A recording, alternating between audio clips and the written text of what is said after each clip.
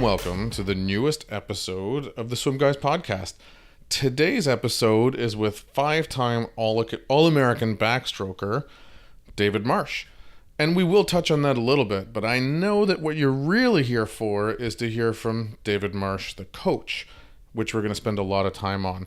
Coach David Marsh is currently the head coach of the University of California, San Diego, as well as the head coach of Team Elite. He was the head coach of the women's team for the United States Olympic swim team back in 2016. And he's coached 49 Olympians from 19 different countries. And in 2016, 8 medals came from Team Elite athletes. Pretty amazing stuff. I think you're really going to enjoy this episode. So without further ado, I introduce you to Coach David Marsh. And here's David Marsh. All right, Coach. Thanks for coming on. We really appreciate it. We're honored to have you on. I guess if I can, I'd like to start out by asking you about your swimming background. I know you were, as I understand it, quite a backstroker, but maybe you could share with us how you got interested and started in swimming yourself.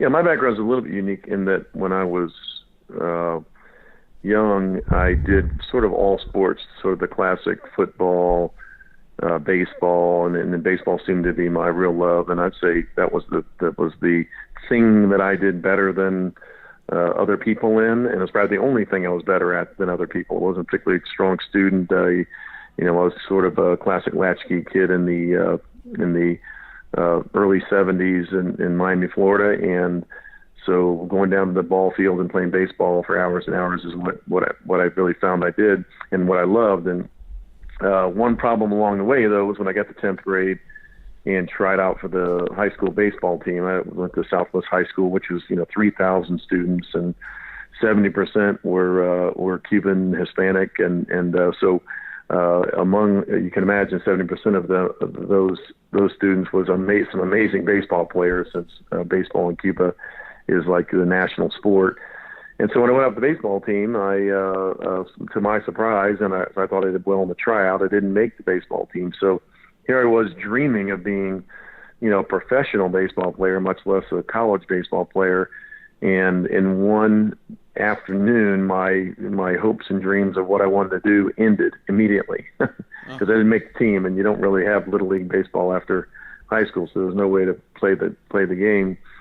My brother was a swimmer at the time, and I'd been watching him go about swimming and seemed like he was having a lot of fun, particularly because in his sport there were girls and boys that did things together. And at that point, for a guy in 10th grade that was about 6'2", 135 pounds with a big afro and chipped teeth in the front and braces, anything that might get me a better chance at one day actually encountering a girl was attractive. So I kind of, how that played out was that I went to his sport basically, and of course, as a sibling, it's sort of my job as the younger sibling to try to beat my brother. And so when I did it, with full veracity, and just I went fully in. And there was a situation where I had my 10th grade year, Pat Toner, out of, he now lives in Vero Beach, but he's a sort of a legendary South Florida coach that's done some amazing things. I just immediately loved what I was doing because I really felt like I was part of a team. He created a real team culture at Southwest, and we weren't particularly good, but we had a lot of people on the team. It was a lot of fun. So, but I do remember my very first swim meet, and I tell people all the time when I'm giving clinics and talks and things like that for swimmers anyway, I asked the crowd, okay, I said, well, if you're a swimmer here, raise your hand if you're faster than 123 in the 100-yard freestyle. And of course, the whole room raises their hand. And I said, well, that was my best time in 10th grade in my first, meet I swam in, was 123 in the 100-yard freestyle. And so, and that's when I'm 15 years old. So it usually gets the attention of kids who've been swimming since they're 8 years old, and they're much faster than me. But my point always is that it's not how long you do it. It's not how many laps you do. It's how you do it. And when I started swimming, it was a little bit of a desperate thing where I wanted to be in sports and I wanted to matter in sports. So I sort of fully went in, and we, a friend of mine, I had heard that these swimmers that swim year round, that they actually do morning practices. And at that point I was really only on the high school team. I'd never done any other sort of year round swimming. And so a friend and I, we would go before school and we'd jump the fence at the YWCA, and we'd go swim in their pool and then jump over, re-jump over, and then go down to the Krispy Kreme donuts and get a dozen donuts and then go into school. And that was sort of my routine for a couple of years in high school. Then I found out about year-round swimming, and so I wasn't anything really fast coming out of high school, but a lot of my teammates, Reed Lewis, Tom Epling, some of the guys I looked up to, they went to Indian River Community College, which was in Fort Pierce, Florida, and that was sort of a next step. And as it's turned out, and especially as looking back at my career, I mean, things really fell into place. And I would, claim it as being really, I didn't know this at the time, but it really was sort of God's plan for my life. Was he, kind of put the right swimming thing in front of my face on each step. And Indian River Community College is a perfect next step for me. Yeah. And when I went from that into that program, it was just fast enough to where I wasn't one of the faster guys, and I worked hard to become one of the faster guys on the team in my 2 years there. So to give you an idea, I ended up being this is yards, and so universally people wouldn't know, but I didn't even know what meters was at the time. So then yards, I was 58.6 and 100 backstroke, and I was a school record holder, so I thought I was pretty fast. And then I went to Indian River, got down to 53, and key moment there was I swam for Jim Montrella, who was an Olympic coach previous to that, and Jim and Bev, his wife, were very impactful in me becoming a coach later on. It was a play out because I sort of ran into him. Then he passed me on to Richard Quick, had just been hired at Auburn because Eddie Reese took the job at Texas. And so Richard was sort of desperately looking for swimmers that were still recruitable. Unfortunately, I hadn't been recruited by anybody very seriously yet. So I went over to Auburn with Richard and really came in his first year, and of course immediately found my sort of lifetime mentor and career mentor in Richard Quick, and not only in swimming but in coaching. Yeah, you weren't kidding about things falling into place, eh? Just that not being recruited as early as everybody else, not starting as early as everybody else. Like if those things had fallen into place earlier, you might not have ended up at Auburn. And I think that's really important for most people in the sport to understand is there's people that come in our sport and they're sort of coming along, and then there's a moment where they decide they fully engage, and it's a switch goes off, and that can happen. It doesn't mean you have to be somebody that's a late starter like I was, but you just be somebody late to engage, and that's a lot of times that just takes that inspirational moment or that sometimes it actually comes out of a disappointing situation where you wanted to accomplish something you didn't, and then you double down your effort, and then the results start coming. I think that's something that I really got to appreciate through my progression. And when I hit Auburn, I improved a lot, but I went in as the fifth backstroker at Auburn, and then each year sort of competed to get higher and higher on the rankings. And by my senior year, I was SEC champion in the 100 backstroke, and of course backstroke on the medley relay, and have a lot of good memories of having Rowdy Gaines be the anchor of the relay at that time, because he was the best swimmer in the world at that moment in time. And for about 5 years around that, Rowdy was almost unbeatable in the 100 and 200 yard freestyle. So, I was pretty used to winning the relays not because of my backstroke leadoff, but because of his freestyle coming home. Yeah. But yeah, he's one of my great friends, and is a guy that has remained not only a teammate at Auburn, but also one of my good buddies. And what I found with him is that I thought I engaged deeply. This guy went to a whole nother level. So in 1980, when Jimmy Carter boycotted the Olympics and we didn't have our Olympic trials, people ask, "Oh, you must have been so sad and upset." And I said, honestly, none of us at Auburn could feel sorry for ourselves because Rowdy wasn't getting to go to the Olympics, and he would have won five gold medals. Yeah. Almost for sure. And he would have been, really iconic in that way.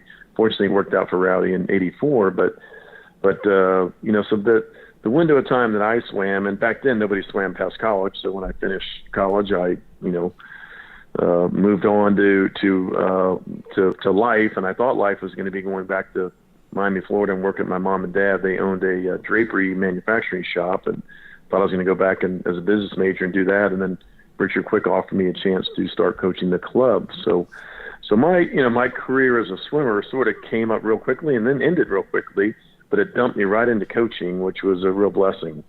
Well, we're grateful for it ourselves. Just looking at the something you had mentioned before we started recording, the I'm going to call it a family tree, but the family tree of swimmers that you've coached. You've provided a lot of exciting moments in this sport, just by jumping into that coaching.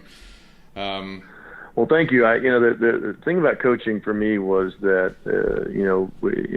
when I first started, literally the first day with the War Eagle swim team in an 8-lane 25-yard pool in Auburn, Alabama, I had 8 lanes, and I had one lane I had 8-year-olds, and the far lanes I had senior national level swimmers. And I was the only coach on the deck, so I was running back and forth one end to the other.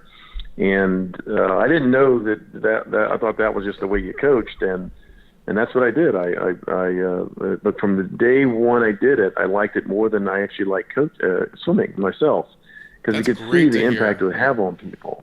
Yeah, no, I mean, literally it was immediate that I knew, okay, this is what I want to do.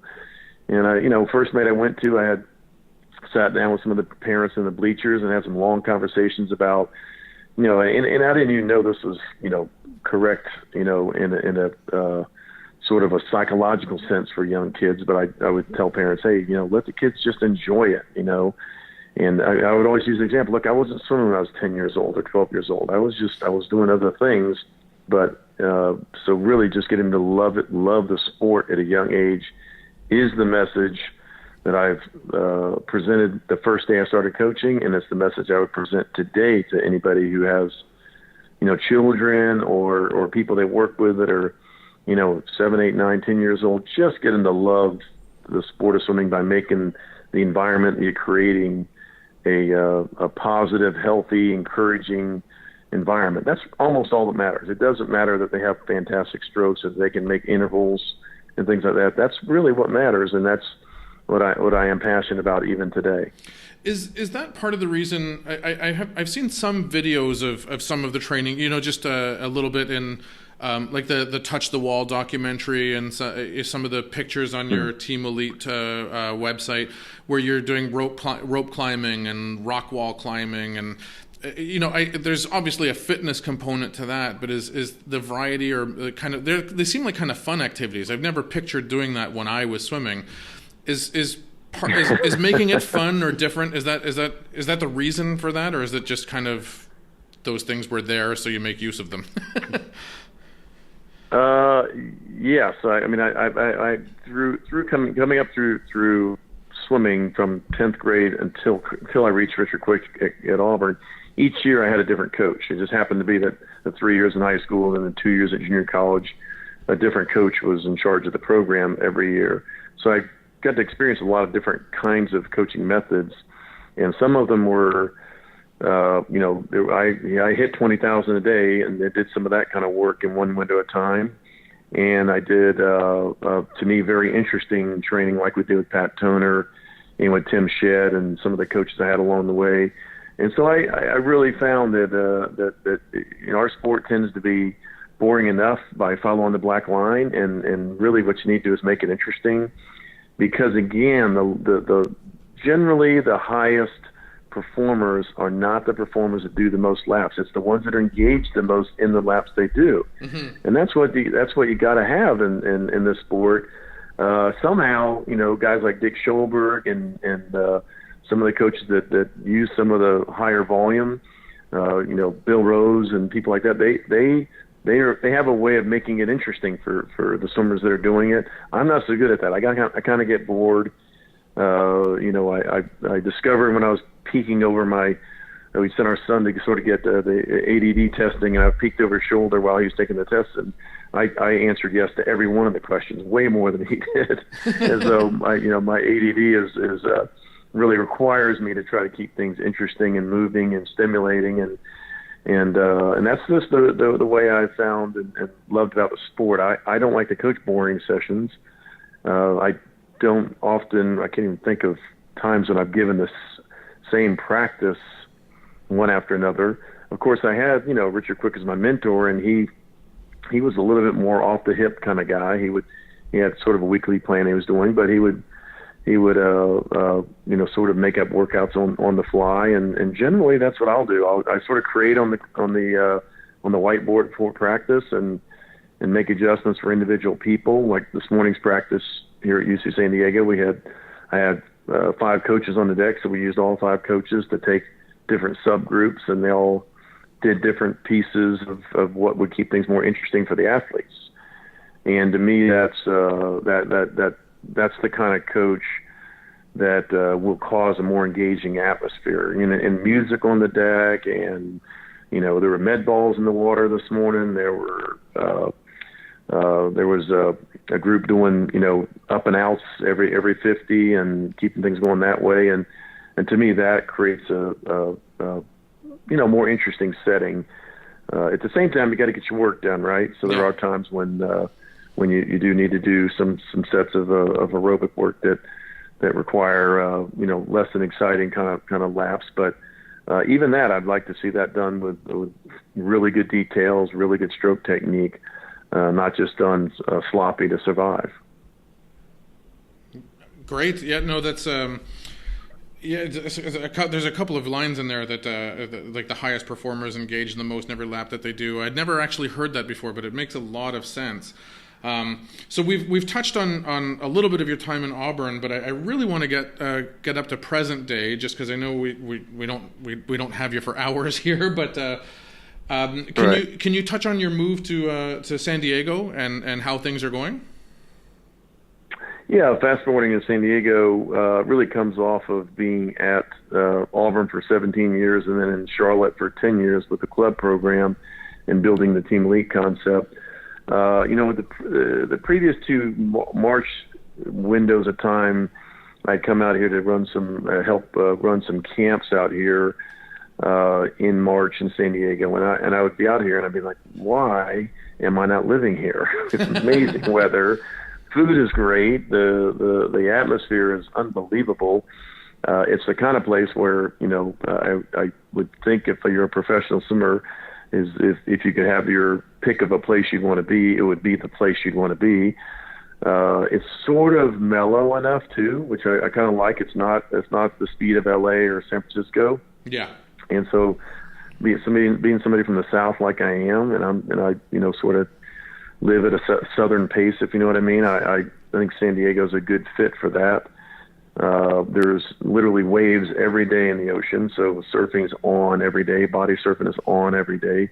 Ocean swimming's even on most days, other than the water's cold, but that's where they have wetsuits. Yeah. So that's really what was the draw initially, and then it happened to be that the UC San Diego job opened up at a time where I was, sort of transitioning out of SwimMac anyway, and I thought I would give it a go out here. And at the time, it's a Division II program that isn't at the level of what I had been coaching at Auburn, or in many ways even in Charlotte with the SwimMac club we had built to the highest level club. Now, was that an adjustment for you, just on an expectation level?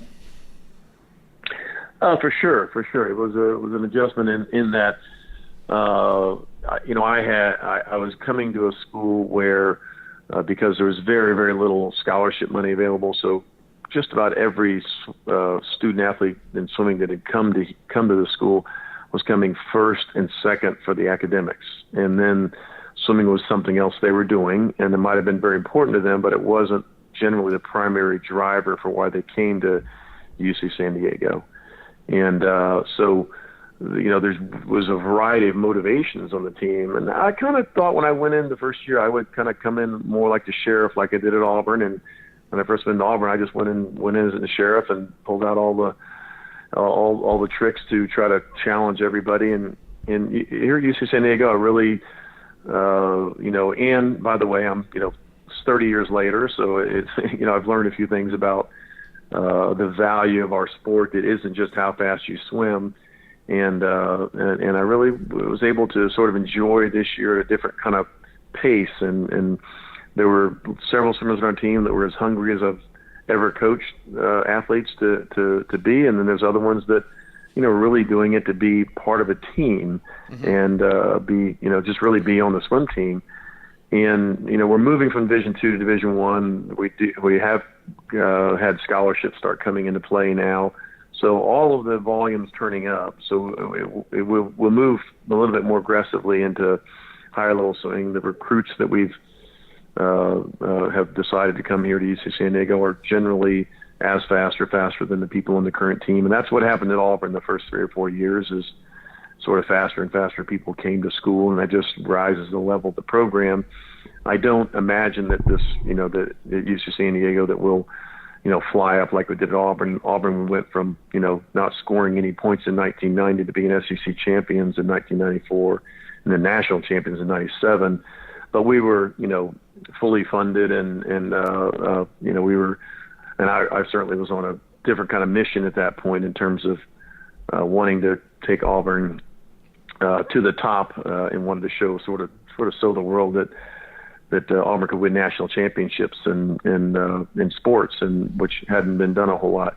At UC San Diego, academics is still the driver, but the combination of having two 50-meter pools and beautiful setting in La Jolla, one edge of our campus is I-5 with 3 medical centers, 3 different medical centers. The other edge is Black's Beach, the cliffs of Black's Beach. So the setting couldn't be more beautiful. And so the combination of being able to have the Team Elite sort of post-grad professional group, I'll start building a club here and overseeing a club like I did in Charlotte. I'll begin to bring club swimming here, and I have really good relationships with Joe Benjamin and some of the other coaches that are here in town. And I think that's going to build also, and I'd love to see swimming in San Diego really rise up like it did overall in Charlotte in the window of time we were there. And so my mission is really not just, UC San Diego. It's really swimming in the area, and it's called Imperial Swimming in the area here. Southern California is, continuing to rise up with Adam Crossan at Nova and now Mark Schubert's at Mission Viejo. And I think the whole atmosphere out here seems to be on an upswing in the sport of swimming, and I feel like it's going to be exciting to be a part of that. And then, of course, the elite swimmers. I think we've begun to attract some of those to San Diego, and I expect there'll be more and more in the future, kind of creating a total swimming culture here. Great. I think Rory has a question for you here. Yeah, thanks, Coach. I'm just wondering with you've in your years of coaching, there's been a lot of changes, especially from a technology standpoint, and with all the different things for analytics and data and whatnot. Have you incorporated anything from a technology standpoint into your coaching? Yeah, absolutely. I think you're kind of you're not doing proper justice to your athletes if you're not incorporating technology, and that's everything from trying to understand the advanced physiological methods of preparing people, and what we're finding more and more actually as you look more and more into preparation of athletes, recovery becomes more the topic than the training often. So I had, for some reason, I don't know exactly why, but early in my career I started with recovery as a foundational element of the preparation for a weekly cycle. And even now to this day, including tomorrow, will be Wednesday, and that'll be a recovery day for the elite swimmers. I sort of always built in recovery and then tried to build high engagement around that. Technology only helps that, just whether it be blood testing. I have a doctor in Charlotte, Jason Batley, who we worked with the last few years. He has a company called Performance Physiology where he'll do blood tests.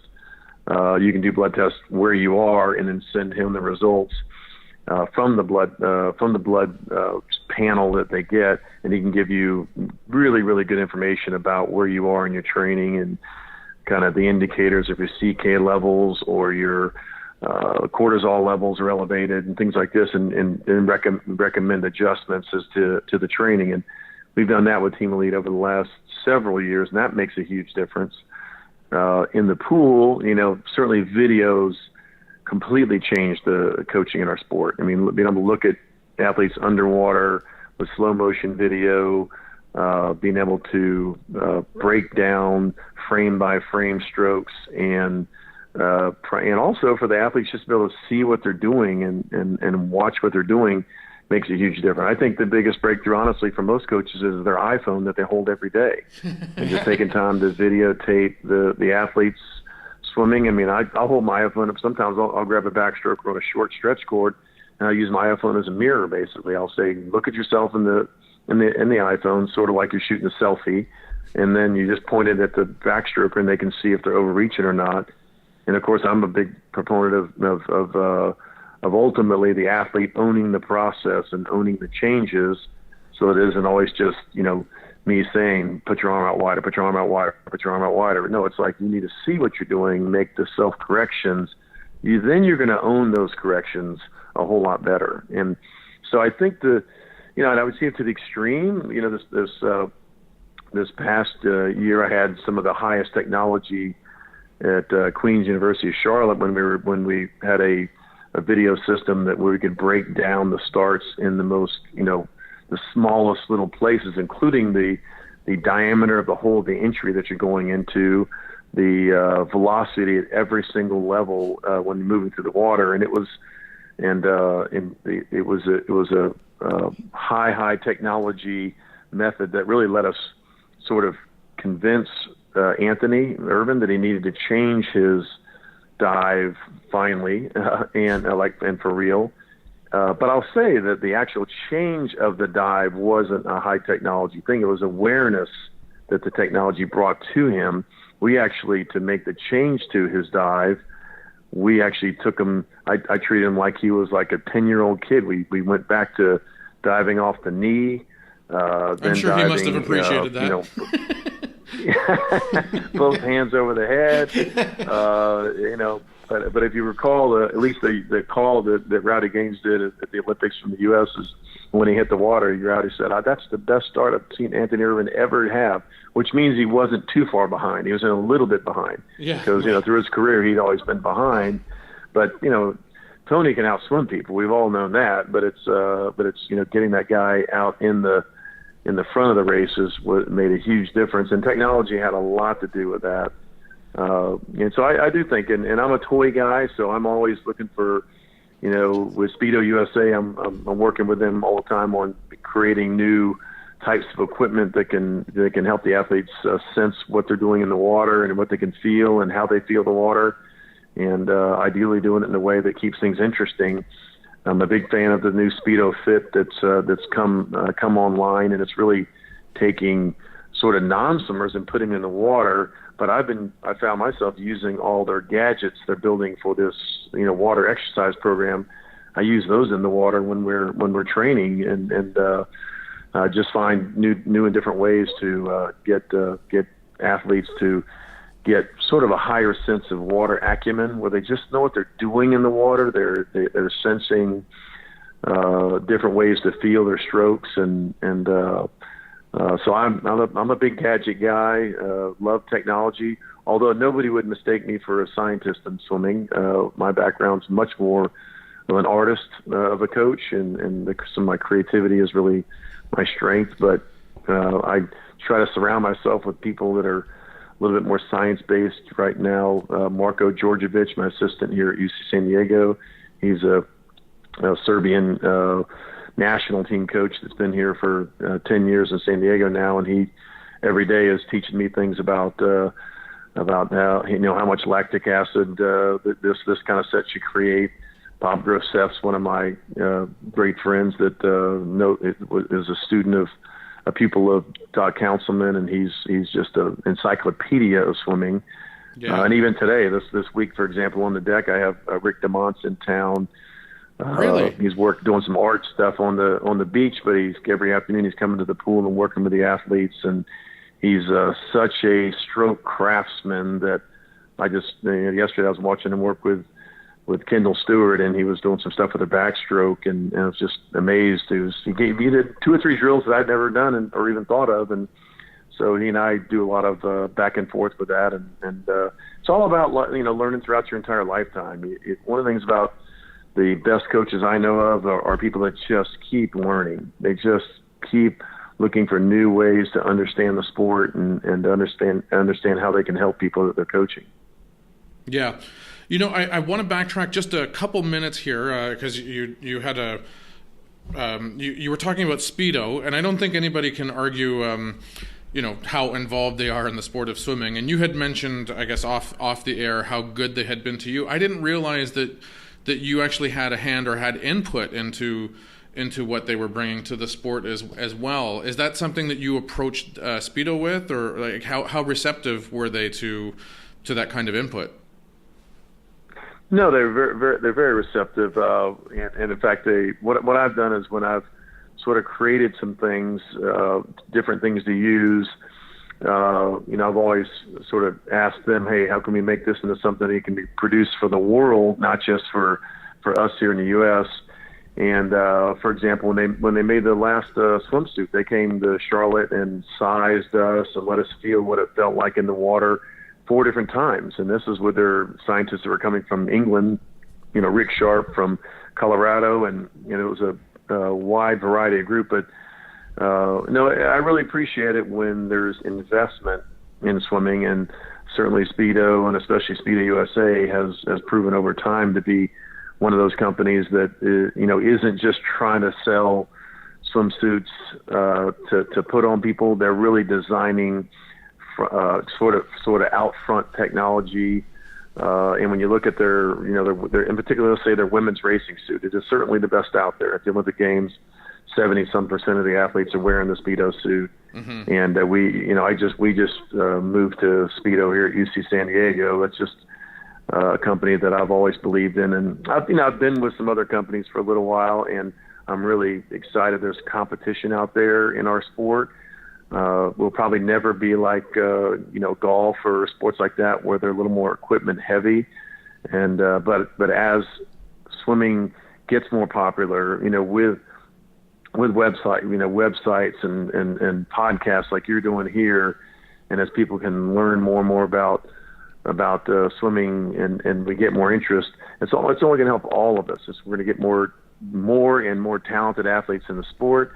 There's going to be more people that swim for their lifetime, and companies like Speedo and other companies are going to benefit from it, from being able to provide them swimwear and equipment. Yeah, definitely, and I think that's very well said.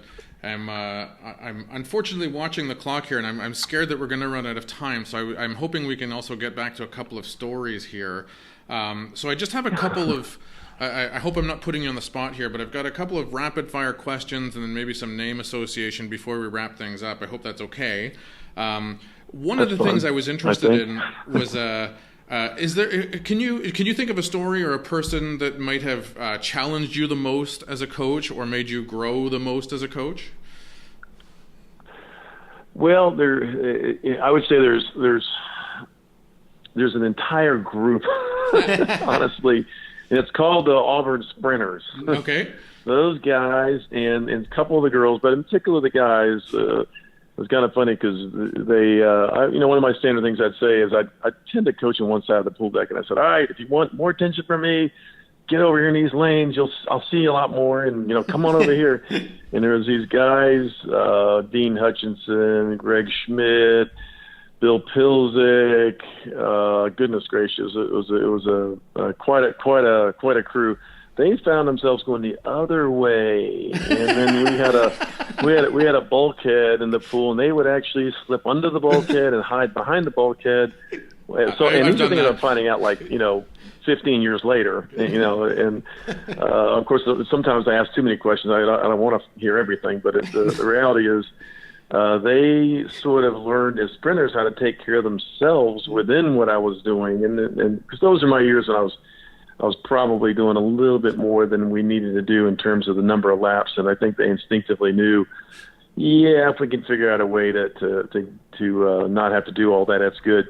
And it's funny because they sort of handed on that legacy to the Brett Hawks and the Matt Targets and the Caesars and these guys that ended up becoming our sprinters later on at Auburn, and really for a long time it was really what carried us to many, many national championships. And so I would say I learned a lot from them, and Mike Bottom was very instrumental in sort of helping me to understand their mentality a little bit better, because he came in as a graduate assistant one of my first years at Auburn.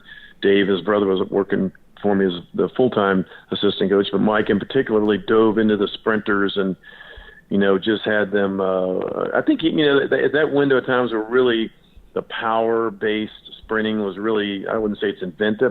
Probably somebody did it before us, but nobody did it at the level we did it and had sort of the public results we had with doing a ton of power-based stuff. We would do, after we lifted weights, we'd come and do 20 minutes of power swimming. And it'd be 20 minutes of all-out sprinting, nothing longer than about 8 seconds, all ATP, CP stuff. And this was, so these are ways we learned.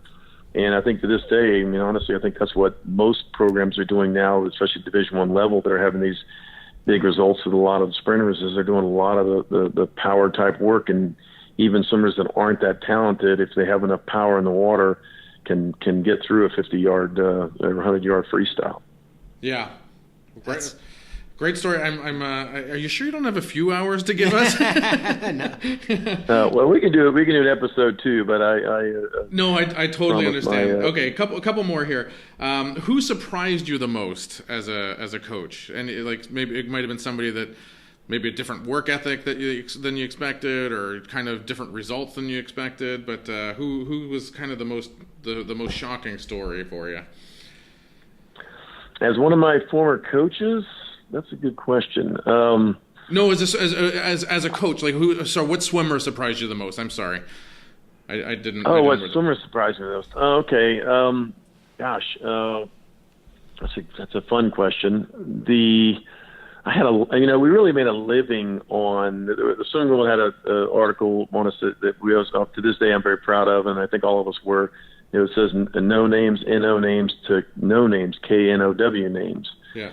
And I would say there's a story of Robin Williford, and nobody's probably heard of her, but Robin transferred from another college after having a car accident. She was a 24/5 50 freestyler.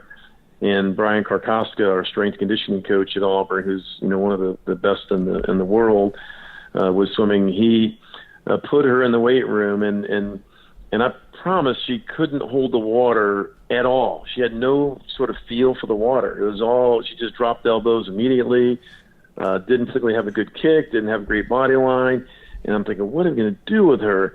So what she did was she got to where she could do about 40 pull-ups, and then she'd do pull-ups with weight, and then she just turned herself into a strong woman. And lo and behold, the 200 free relay, she's splitting 22 lows eventually. And this is way ahead of the time back when 22 lows was big swims. And I've always been amazed at our sport that talent is very relative, because we're all awkward in the water, right? We're not natural. God didn't make us to be fish. We're humans, and any fish is way more efficient than we are. So even finding a little bit more efficiency makes a huge difference. Absolutely. in what you're able to do. At the elite level, really, Katie Miley, this last Olympic run, she came to me 3 years before from Columbia after coming out of high school as a 104 breaststroker at a North Texas Matadors, went to Columbia, got a lot faster, but then came in, as a I think 110, maybe 100 breaststroker. And we just gave her a try on the Team Elite group, and again, through a combination of doing everything right. Not just one thing, but she got stronger. She worked on her stroke technique constantly. She was very competitive. She was very persistent. All of a sudden, she blossomed into one of the best breaststrokers in the world.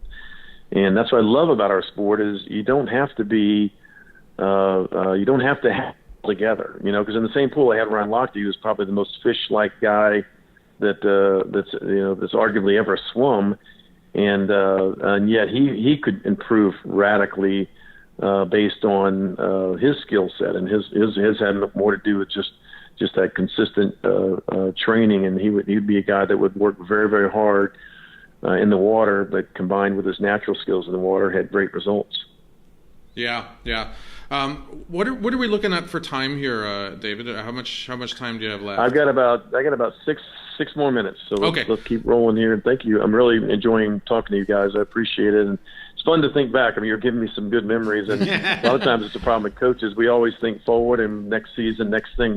We don't look back. Take time to look back near enough. And Emily White's still trying to get me to get down and get somebody to write this down in a book for me, and I just don't think that way. I'm ready for practice this afternoon with UC San Diego and the Team Elite guys, and we're just moving on. Yeah. Well, we're enjoying it as well. So I'm gonna we're gonna end this with a couple of I guess name associations.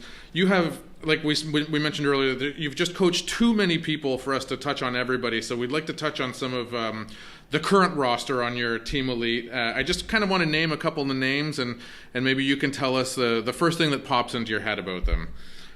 Is that okay? It sounds good. Okay, so we're going to start right at the top of the list here. Kathleen Baker.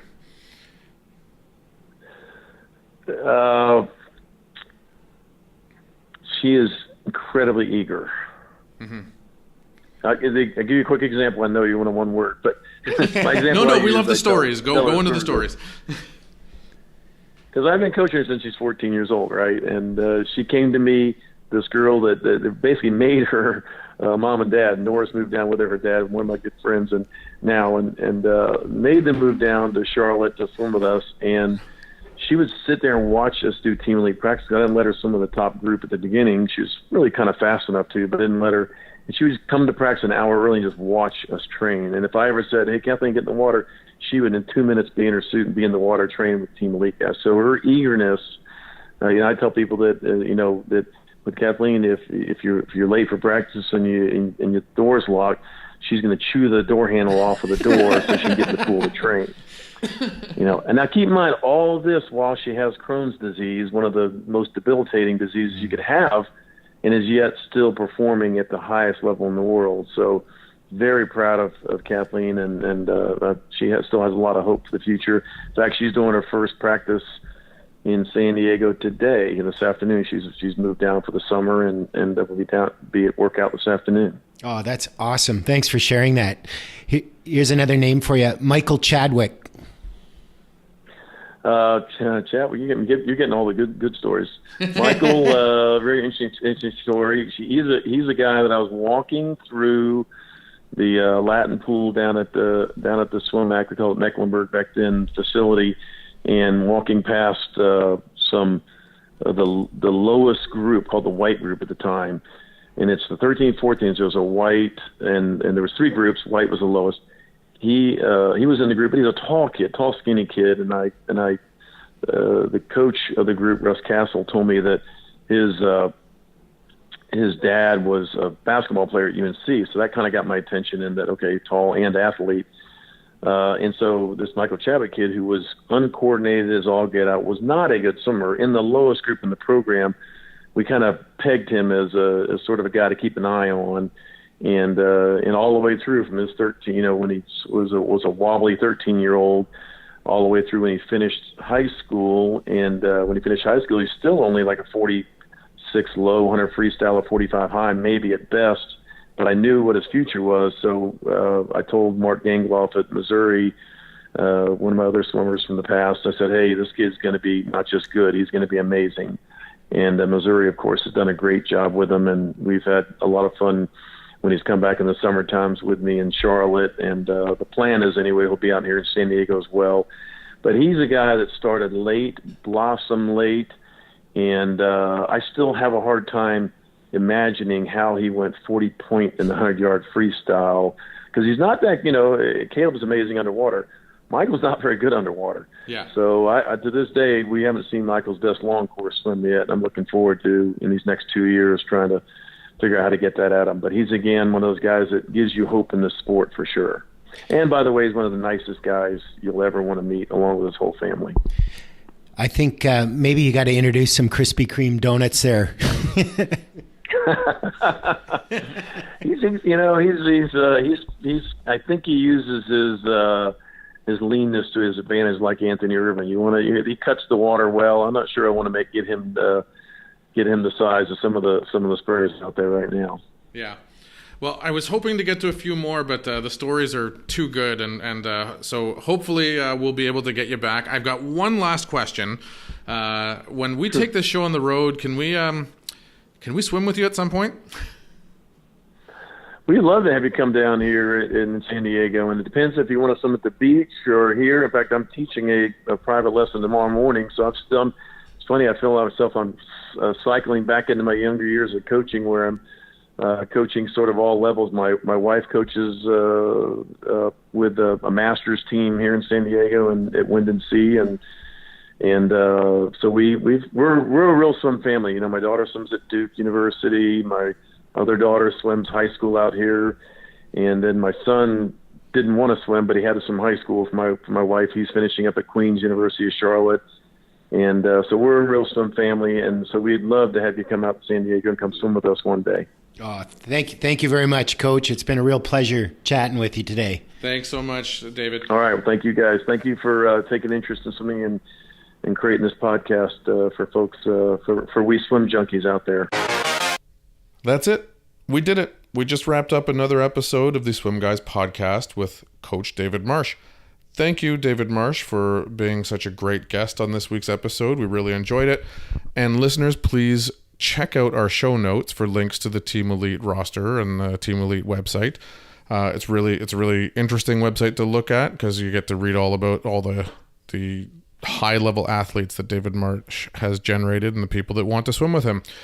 Thank you also to Lauren Walker for that great intro of the Here's David Marsh at the beginning of the episode. Please don't forget to subscribe, rate, and review our podcast. It really helps us a lot, and we appreciate all of you coming back each week. Have a great week. We'll talk to you next Monday.